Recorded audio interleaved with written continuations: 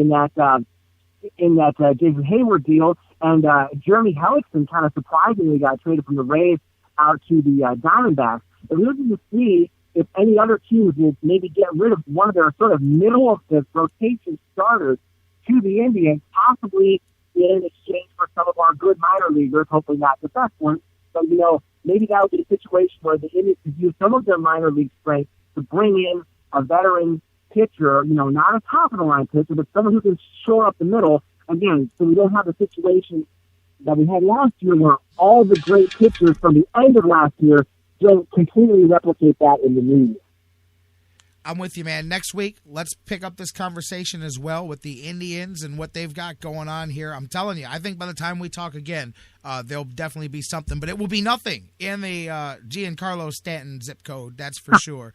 You can safely rest on that one, but still, they've definitely got to do a few things. As we've said, you got the log jam of similar type guys over there at first. I mean, the only way you're going to rearrange this roster with the way the contracts are, to me, is through the trade market, because you might find a piece that you're willing to spend in free agency, but that's not going to – there's too many roadblocks. And I don't know if you heard us talking about it the other day, but I threw out there, I said, hey, man, I saw some people talking about it, and I'm gladly I'll sign up for you take my bad contract and I'll take yours with the Orioles and Ubaldo. I'll gladly switch you, Nick Swisher, for Ubaldo, and I'll try to fix him, and you go ahead and take Bro Hyo to Baltimore, but anyway, I don't know if you had heard those rumors, but I was all for it. I clearly, that's just a pipe dream, but it was interesting. It was like, hey, Indians, you want to talk about Ubaldo? Sure.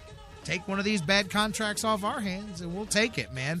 And I always get a kick out of watching two teams try to deal those horrible contracts and just go, maybe you can fix our mistake, and maybe we can fix yours. That doesn't really sound ideal, of course, but you ask yourself, what has the better chance of happening? Swisher coming back and doing well for us next year, or us having Ubaldo come back next year? I kind of would rather try my chances with Ubaldo. Again, he could be in the middle of the rotation. He doesn't have to be an ace. I think that could, even if you get 10 wins out of him, you got to think that's better than what you get on Swisher. No, I'm with you about that, too. That's right where I was at with that. Jeff, my man, you and I will catch back up on Friday. We'll get ready for the Browns in Atlanta, the return of Josh Gordon. We'll catch up on some injuries. Ben Tate won't be there, as we know. He is no longer traveling with the brown and orange anymore. But we'll talk about that. We'll set the stage. A lot of weapons over there with the Falcons for the Browns to worry about as they go on the road. We'll talk about that, and I look forward to it. And you enjoy the week, my man. All right, you too. Thank you very much, J-Rock. Have a good one. You got it. As always, Jeff Gorman, you guys can check him out at Indians101.com, on Twitter at Indians_101. We're going to take a break, get you some news, come back. Doug Plagens, the voice of the Lake Erie Monsters, joins us next here on The Fix. Oh, yes, indeed. It's fun time. Fun time. But you can't walk and you don't stop. But you can't walk and you don't stop. The Sports Fix, your choice for intelligent talk. I'm expecting a very important delivery at the house, so could you please call me if it arrives? I'll give you my cell number. 401-555-1125. 440. No, I was just repeating the 4. 1-4. 1-4. Intelligent talk. Okay, 1125. 1125. 155. I'm not giving you quantities of the numbers. I'm giving you the numbers. 1125. Those are the last 4 numbers. Oh, I see. 1125. Yes. All right. Now read the number back to me. Let me get my pen. The Sports Fix will be right back. Hi, this is Joe Tate, and you're listening to The Sports Fix. Business owners and professionals, do you want to take your business, your product, your team, your event to the next level? You want to advertise right here with the Sports Fix. Our listeners are among the most loyal listeners, terrestrial or internet. The Sports Fix universe is not only the radio show, but tens of thousands of fans on Facebook and Twitter. Email me, Jerry Myers, thesportsfix@AOL.com. That's thesportsfix@AOL.com. And let me help you swing for the fences and hit it out of the park right here on the Sports Fix. Whether it's an oil change or a new set of tires, Quick Lane at Valley Ford Truck has you covered for your automotive car care needs. They're your neighborhood quick service experts. They also offer a low price tire guarantee. Choose from 13 brands, and if you find the same tires at a lower price within 30 days, Quick Lane at Valley Ford will refund the difference. They're open late Monday through Thursday until 9 p.m. and open early Saturday so you can check it off your to-do list and get on with your day. They also have a newly remodeled service lounge and additional service bay just for Quick Lane oil changes. Quick Lane at Valley Ford Truck is located at 5715 Canal Road, right under the 480 bridge in Valley View, just down the road from Independence. 5715 Canal Road, right under the 480 bridge in Valley View, just down the road from Independence. Come see why life is better in the Quick Lane. quicklane.com/Valley Ford Truck. That's quicklane.com/Valley Ford Truck. Portions of the Sports Fix brought to you by Harry Buffalo. Harry Buffalo, join the herd. News break. I'm Christine Lisi. Breaking news. The NFL suspended Vikings running back Adrian Peterson without pay for the rest of this season, and he won't be considered for reinstatement before April 15th. This for violating the personal conduct policy connected to the discipline he used on his 4-year-old son last May. Peterson is appealing the suspension immediately, reports ESPN's Adam Schefter. He pled no contest earlier this month to reckless assault of a child. Lions running back Reggie Bush said he expects to play against the Patriots as he continues to deal with an ankle injury suffered in Week 5. Broncos running back Monty Ball out 2 to 3 weeks with a groin injury. Running back Ronnie Hillman likely out Sunday with a foot injury. Tight end Julius Thomas with a sprained ankle is day to day.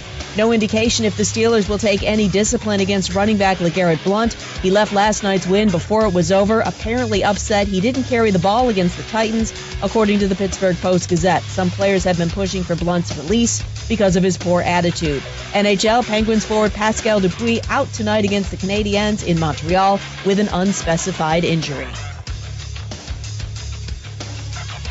For over 60 years, Ferguson has been the name that pro contractors count on for plumbing, HVAC, waterworks, and more. They have the right products and the right people right around the corner. Put them to work for you at Ferguson.com.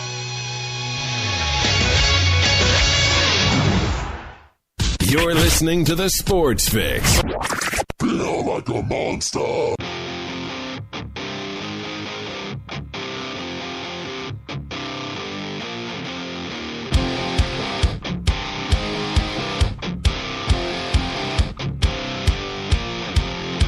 The secret side of me, I never let you see. I keep it caged, but I can't control it. So stay away from me, the beast is ugly. I feel the rage and I just can't hold it. There we go. Welcome back to the Sports Fix live across the Sports Fix Radio Network. I mean, it's always cool when you do the whole coming back into the show, but you hadn't clicked the mic back on yet, so you just go, well, no harm, no foul. Let's just do it again. I was practicing the first time. Welcome back to the Sports Fix. J-Rock back with you guys here as we roll on, getting ready to be joined. You hear it in the background. A little bit different. We're coming in the first hour with Doug Plagens today, voice of the Lake Erie Monsters. We'll talk about the latest week that was in Monsters hockey action. Sit tight. Just about 10-15 minutes from now, hour 2. Dr. Football's going to join us. We have got a ton of stuff to get into. Of course, we've already talked about Ben Tate being released. We've got Adrian Peterson suspended, the DEA, all of that coming in hour 2 with Dr. Football. Guys, keep the conversation rolling. Facebook.com/TheSportsFix. Tweet with us at TheSportsFixCLE. Email us, TheSportsFix@AOL.com. I'm going to the phones where Doug Plagens joins me now, voice of the Monsters on both television and radio and here on The Fix. Doug, how you doing, my man? I'm doing great. How are you? I'm all right, man. It's another day here. It's the middle of the week, and I was worried we were going to get buried again. They were talking about the snow coming in, but nice and clear here this morning, and I'm feeling good, man. Ready to roll here. I know, the weekend didn't exactly go perhaps the way you and the Monsters hoped for, but here we're going. We're alive. We're talking sports on a Tuesday, so I'm good. Yeah, it's really cold outside, but no new snow means I can still drive my car at the normal speed instead of crawling along at 8 miles an hour everywhere I go, so I'll take the cold. That's it. You know what I mean? You can always put layers on, So, anyways, exactly. Man, Cleveland, brother. I mean, that's nothing. You've been here long enough. You know how it is, man. But oh yeah, let's talk about the Monsters here. The weekend you had the double shot. We talked about that turnaround last time you and I were talking. You had the night game on Friday with Adirondack and turnaround with the early afternoon puck drop on Saturday. There didn't go the way the Monsters hoped this weekend, as they lose both of them, the second one in a shootout on Saturday. Talk a bit about that double shot. Well, going into that weekend, it was the start of Friday night's game was the start of 3 straight home games for the Monsters, so you looked at it as a good chance for the Monsters to kind of get things back on track a little bit, because, no secret, it's a tough start right now with just 4 wins at this point, but going into that game on Friday, they were taking on an Adirondack team that's one of the hottest teams in the league, and just fell short in that one, 4-2 with an empty netter. So it was a tight game, and then we talked about the quick turnaround going into the game on Saturday, and those games are always a crapshoot, really, because it's 2 teams that you have the whole they just saw each other the night before factor, so there might be some tension there. But you also got the potential fatigue factor, because that is a quick turnaround with playing 2 games in less than 24 hours. By the time the second game was over with, it was about 21 hours that you had played 2 hockey games, and it was just another one that didn't go the way the Monsters wanted. It was a tight one. Everybody who was there was entertained. Definitely wasn't a beauty contest. Of the 4 goals that were scored in regulation in that one, they were all because of either, the Monsters scored 1 goal off of a defender and got another one as a result, capitalizing, just putting on good pressure, forcing a turnover, and they ended up getting a goal off a turnover. As far as Adirondack was concerned, and I almost just called them Abbotsford. As far as Adirondack was concerned, they scored off a tip-in, they scored off a scramble right out in front of the net. So it was kind of you knew it was going to be one of those games where it wasn't going to be a highlight reel goal that was going to be the difference maker. The Calvin Pickard was good in net, stuff 36 shots. He had a good performance. His counterpart on the other end on Saturday was equally as impressive. And Calvin Pickard even came up with a big penalty shot save when the game was tied up at 1, which really helped the Monsters out.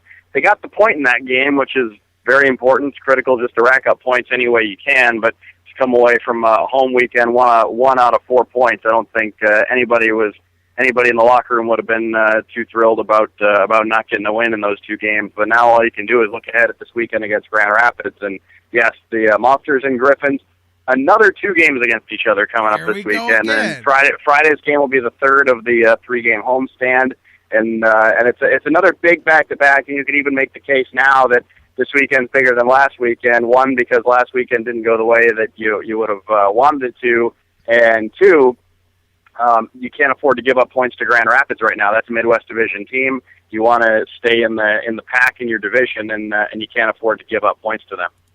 Right, because that's something I wanted to talk to you about. And we always keep these things in frames, and you got different parts of the season. It's still early, and that's one of the things you got to stress. But I'm just curious, and I don't know if there's a different mindset being hockey or if all sports with a longer season are pretty similar. But, the Blue Jackets are going through a similar thing with that tough stretch they went through there before they were able to snap that losing streak here. When you've got a run to start the season like this, you're a month in now. We just talked about that last week, how we start getting, next thing you know, you got some mileage behind you, and you start to look up in those standings that you mentioned. I've got them here in front of me, and whether you're looking at the division standings at the bottom looking up or the conference near the bottom, you don't want to bury yourself too far, because you get right where we were about 5 months ago when we were near the end of last season, and you and I were talking about all of the teams you left between you, that you have to have all these variables and all of that. So, at what point does it start to become worrisome that you get too buried from a bad early start to the season? Well, I think right now it's still too early to really be, worried in the truest sense of the definition. I think it is still early enough that you can certainly dig yourself out of it. At the end of the day, let's be realistic. This team's only 3 games under 500. So, you put together a good little stretch, you're back to 500, and you're right in the you're in the pack at that point, and you're battling for position. I don't think it's ever too early to look at the conference standings, and maybe it's just because of how tight we've seen things line up the last in recent years. I know the one that you and I always go back to is the last game of the 11-12 season when you had a true do-or-die situation between two teams, and if you want a trip to the playoffs, it didn't really get much more